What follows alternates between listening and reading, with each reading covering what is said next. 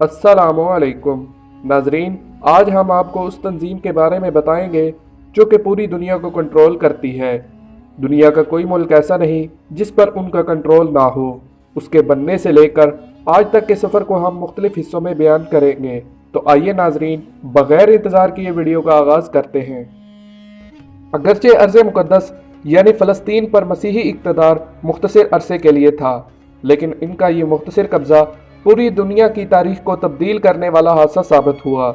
इस मुख्तसर अरसा के दौरान नाइट्स की एक खसूसी तंजीम तश्कील दी गई। आगाज़ में उन्हें राहब कहा जाता था, बाद ये खिताब तर्क करके उन्हें टेम्पलर्स कहा जाने लगा। ये तंजीम बहुत जल्द मुनज़्ज़म अस्करी तंजीम बन गई और नाइट्स टेम्पलर्स कहलाने लगी। पेंगुइन डिक्शनरी ऑफ रिलीजन्स में नाइट्स टेम्पलर्स के बारे में कुछ इस तरह तहरीर है। एक मजहबी अस्करी तंजीम जो 1119 में यरूशलेम में तश्कील दी गई, जिसका मकसद मसीही ज़ायरीन को मुसलमानों के हमले से महफूज रखना था। ये हैकले सुलेमानी के खंडर के करीब रहते थे। इनकी बुदोबाश राहबों जैसी थी, लेकिन उनकी सरगर्मियाँ बुनियादी तौर पर अस्करी और इंतज़ामी थी। अर्ज़ मुक़द्दस में यूरोपी सलेबी सल्तनत की निगहदाश्त में अहमियत रखने के साथ साथ उनकी अमलाक यूरोप में भी थीं और वो बैनुल अक़वामी बैंकरों की हैसियत से भी काम करते थे। वो अपने दाखिली अमूर सख्त राजदारी के साथ सरअंजाम देते थे। तबर्रुकात के मुहाफ़िज़ीन के तौर पर सलेबी दुनिया में मजहबी हैसियत मुस्तहकम करने के बाद टेम्पलर्स को अपनी माली ताकत को बढ़ाने और उसे मुस्तकिल बुनियादों पर तरक्की देने की फ़िक्र सवार हुई। इसलिए उन्होंने अवाम की तिजोरियों में मौजूद सोने, जिसे हर वक्त लूट लिए जाने का ख़तरा दरपेश रहता था, से बेहतर कौन सा ज़रिया हो सकता था। उन्होंने दुनिया के सामने सबसे पहले लॉकर्स का निज़ाम मुतारिफ करवाया। उन्होंने लोगों के जेवरात, सिक्के और सोना उजरत लेकर महफूज करना शुरू कर दिया। हिफाजती नुक्ता नज़र से ये डिपॉजिट सिस्टम लोगों को पसंद आया और बहुत जल्द मकबूल भी हो गया। आहिस्ता आहिस्ता टेम्पलर्स ने इसमें थोड़ी सी तब्दीली पैदा की। लोग जब सोने के सिक्कों के एवज कोई चीज़ खरीदते तो पहले उन्हें रसीद दिखाकर अपना सोना लेना पड़ता और फिर उसे उस शख्स के हवाले करते जिससे उन्होंने कुछ खरीदा होता। बेचने वाला इस सोने को फिर टेम्पलर्स के पास रखवा कर रसीद ले लेता। रसीद बनाने और सिक्का जमा करने का यह अमल खासा पेचीदा हो गया, तो इसका हल एक्सचेंज चिट के ज़रिए निकाला गया, यानी रसीदों पर लेन देन शुरू हो गया। तबादले के इस निज़ाम से सोना एक दफ़ा वसूल करने और फिर उसे दोबारा जमा कराने का झंझट ख़त्म हो गया। कागज़ों के ये पुर्जे करेंसी नोटों, ट्रैवल चेकों और क्रेडिट कार्डों की बुनियाद हैं और आज के दौर में इलेक्ट्रॉनिक करेंसी भी इसी बुनियाद पर वजूद में आई है। टेम्पलर्स का ये जाल सिर्फ एक इलाके तक महदूद ना था, बल्कि इसका दायरा कार वसी और अरीज़ खित्ते तक फैला हुआ था। इस तरह जिन लोगों को दौरान सफ़र सोने के लूट लिए जाने का खौफ होता, तो वो भी उसे एक शहर में जमा करवा कर रसीद ले लेते और दूसरे शहर पहुंचकर रसीद दिखाते और सोना ले लेते। अब टेम्पलर्स पर लोगों का एतमाद इस कदर पुख्ता हो चुका था कि सालों गुजरने के बाद भी सोना उनके पास ही होता और लोगों का काम रसीदों से हल हो जाता। टेम्पलर्स ने अब इस जमा शुदा सोने को काम में लाने के लिए कोशिशें शुरू की। उन्होंने ये सोना लोगों को सूद पर देना शुरू कर दिया।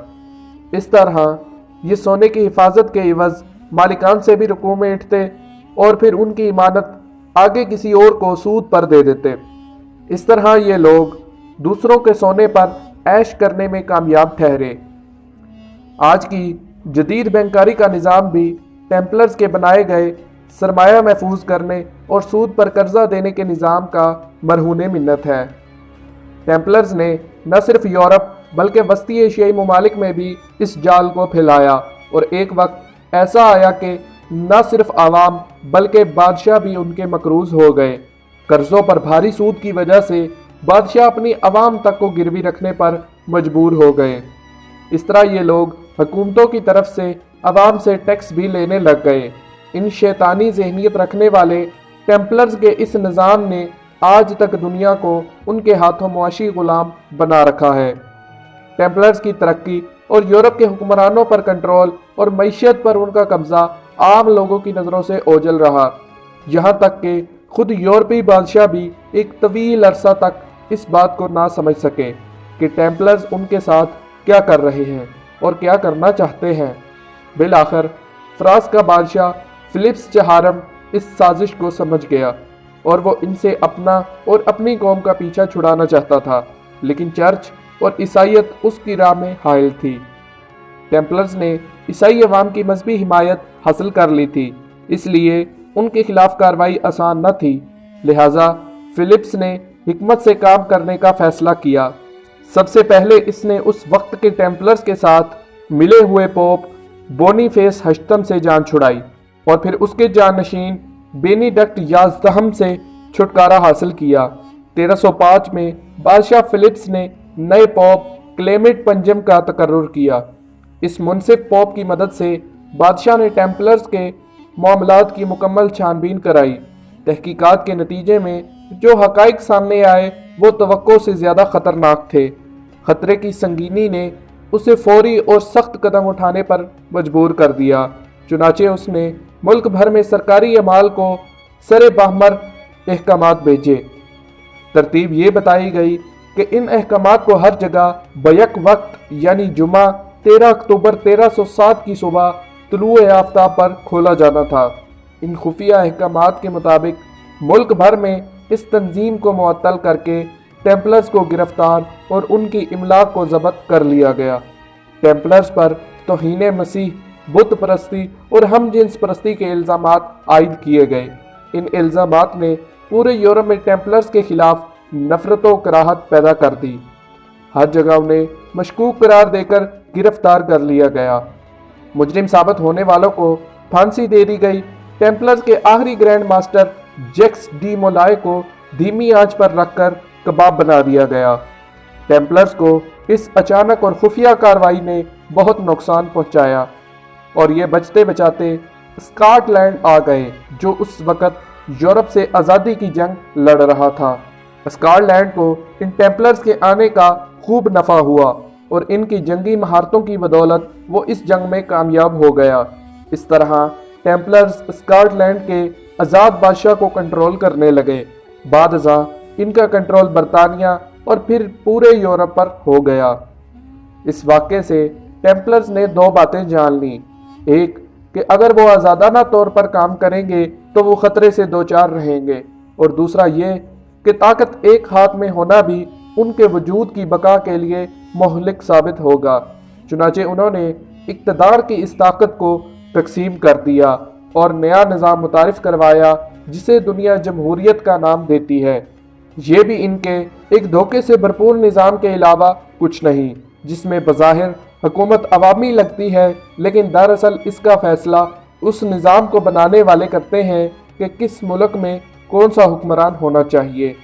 इस वाक़े के बाद तकरीबन 400 साल तक टेम्पलर्स पस्से पर्दा चले गए, ताकि दुनिया इनको भूल चुकी थी। लेकिन ये 1717 में नए नाम और भरपूर ताकत के साथ फिर उभरे। अब की बार इन्हें फ्री मेसन के नाम से मुतारिफ करवाया गया। इस तंजीम का नाम तो अक्सर लोग जानते हैं, लेकिन इस तंजीम को चलाने वाले और इसमें शामिल लोग अब तक आवाम की नज़रों से ओझल हैं। इसकी वजह यह भी है कि ये खुद को जाहिर किए बगैर अपने मकासद की हुसूली चाहते हैं। इस तंजीम के लोग आज दुनिया के हर कोने में हैं और अपने अपने मकासद को पूरा कर रहे हैं। इनको पहचानने में सबसे बड़ी दिक्कत ये है कि वो जिस इलाके में होते हैं वहीं का लिबादा ओढ़ लेते हैं, और इस तरह उनमें और वहाँ के मकामी बाशिंदों में फ़र्क करना तकरीबन नामुमकिन लगता है। नाजरीन, आज की वीडियो का यहाँ इख्तिताम हुआ। मौजू की तवालत के पेश नज़र हम इसे मुख्तलिफ हिस्सों में मज़ीद आगे बयान करते रहेंगे।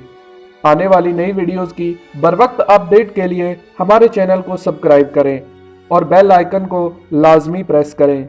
शुक्रिया।